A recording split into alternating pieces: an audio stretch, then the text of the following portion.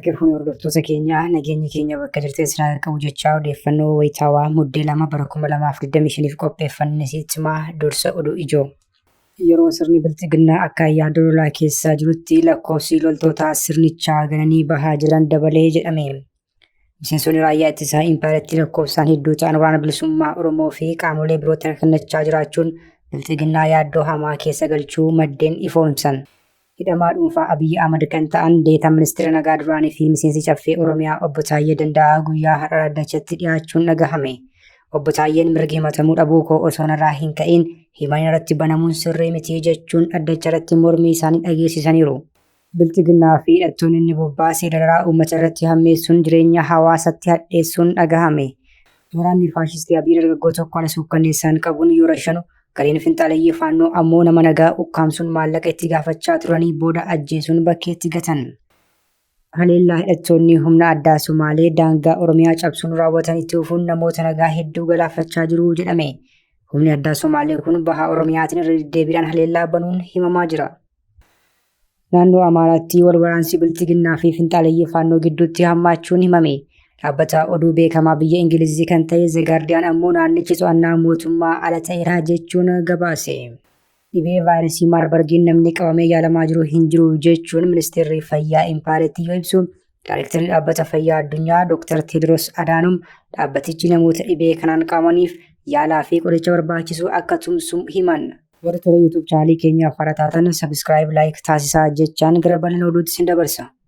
Yeroo sirni bilchiginnaa akka yaada lolaa keessa jirutti lakkoofsi loltoota sirnicha gananii bahaa jiranii dabale.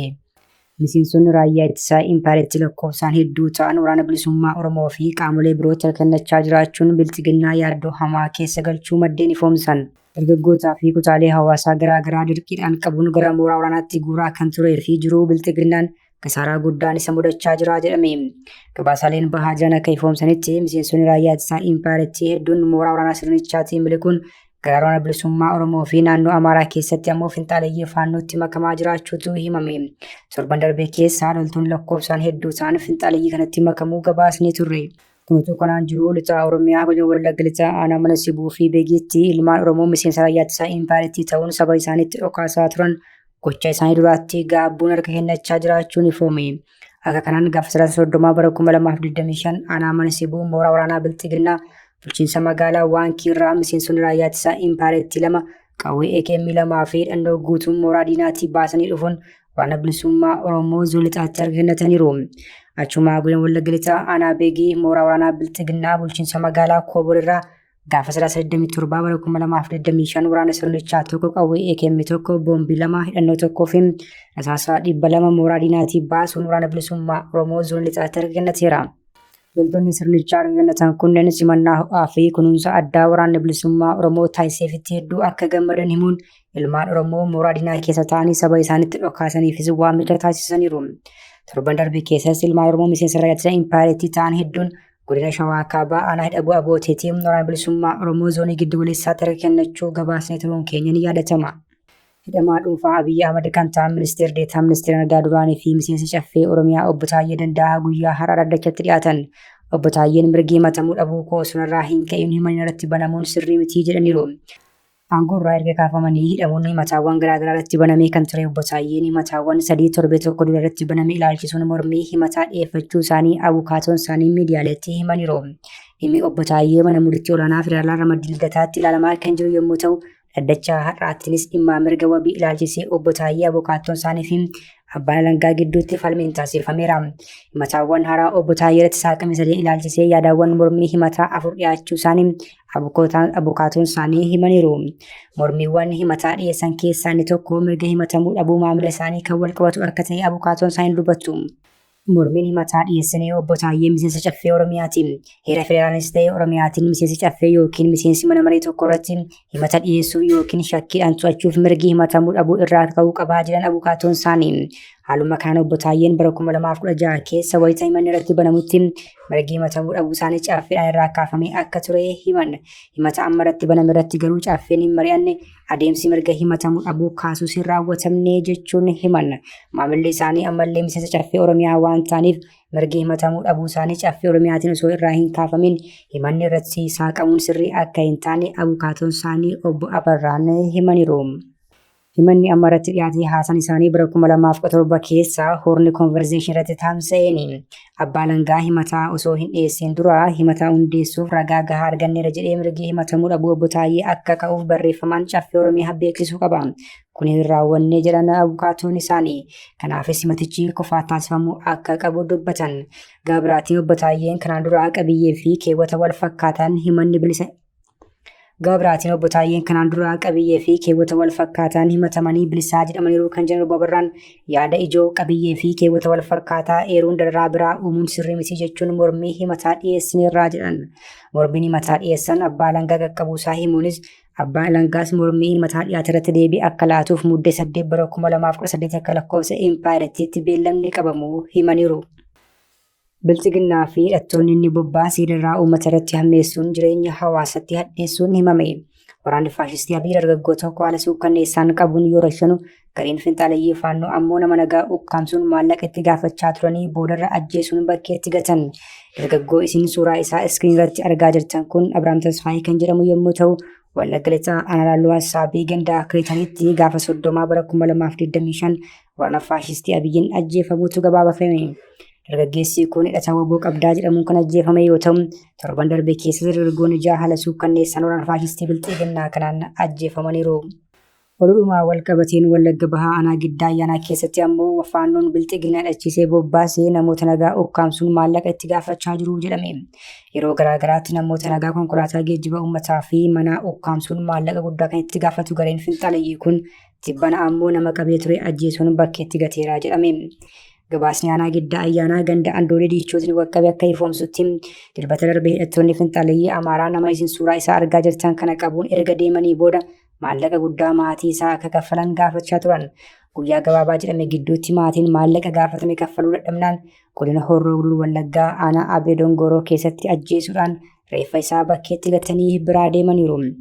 Hidhattoonni finxaaleyyii faannoo kun lixa Oromiyaa keessa bobba'anii kan jiran yeroo lola kaabaa meeshaa waraanaa konkolaataa 13 heeyyama qaama mootummaa ofiin jedhuutiin karaa buree fe'atanii Wallagga keessa qubachuun gabaafamaa ture. Meeshaa fudhatanii dhufan kanaanis izzii 2 ijaaruun guyyaa guyyaan lubbuu ilmaan Oromoo ittiin galaafachaa jiru.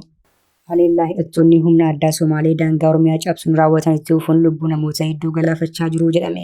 Humni addaa Somaalee kun baha Oromiyaatiin irra deddeebiidhaan haleellaa banuun ni himama. Bilchiginnaan maqaa Oromoo himachaa bara aangoo irra jirutti daangaan Oromiyaa kallattii adda addaan salphamaa fi dabarfamee kennamaa jira. Baatii muraasa dura Mooyyaalee akka qaama bulchiinsa isaatti kan labsate naannoon Somaalee dhiyeenya kana immoo Dirree Dhawaan kan keenya jechuun ni yaadatama. Kunis kanaan jiru guyyaa kaleessaa gaafa muddee 1 bara 2025 baha Oromiyaa godina Harargee baha Aanaa Cinaakseen keessatti humnoonni addaa Somaalee daangaa Oromiyaa cabsanii seenuun haleellaa raawwachuun dhagahame. Haleellaa mootummaan naannoo Somaalee Aanaa Cinaakseen gandoota Maalulee fi Kalmaalee jedhamanitti humna addaa bobbaasee raawwate kanaan lubbuun namoota hedduu yoo darbu kanneen 10 ta'an ammoo madaa'uun gabaafameera.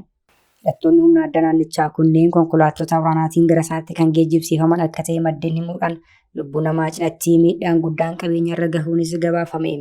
Qaamni Oromiyaan geggeessaa jiru ofiin jiruu fi gaachana sirnaatii hanga poolisii gurguddaatti qabu Bilchiginnaan Oromiyaa jiraattota kanaaf haga ammaatti akka hin birmatiin hawaasni himaniiru. Mootummaan naannoo Somaalee hidhattoota Aanaa Cinaaksenitti bobbaasee kanaan uummata lakkoofsaan hedduu lafarraa buqqaasaa jira jedhame. Kunis gochaa faashistummaa daangaa babal'ifachuu akka ta'etu himamaa jira. Naannoo Amaaraatti wal waraansi Bilchiginnaa fi finxaaleyyii faannoo gidduutti hammaachuun himame. Dhaabbata oduu beekamaa biyya Ingilizii kan ta'e The Guardian ammoo naannichi to'annaa mootummaa ala ta'eera jechuun gabaase. Kun ammoo Bilchiginnaan torban tokko gidduutti lammaffaaf miidiyaalee addunyaatiin saaxilamuun sirnicha raasiraa jedhame. The Guardian gabaasa isaa kanaan haala yeroo naannoo Amaaraa fi lola qaamolee lamaa irratti jiran bal'inaan xiinxaleera. Gabaasa isaa keessatti gareen finxaalee faannoo kun naannicha keessatti bakkeewwan murteessoo hedduu qabatee jira jedheen. Gareen kun hidhattoota humna addaa jedhamanii fi mootummaan bobbaasituu irraa walitti dhufuun akka ijaaramanis yaadachiiseera. Bilxiginnaan yeroo lola kaabaa garee kanatti fayyadamuun ni yaadatama. Gama biraan Bilxiginnaan garee lolaa kana haleeluuf jecha yakkoota garaagaraa raawwachaa akka jiru gabaasichi ni eera. Akka kanaan uggura haleellaa saalaa saamichaa fi ajjeechaan lammii nagaa irratti humnoota mootummaan raawwatamaa jira jedhe gabaasichi.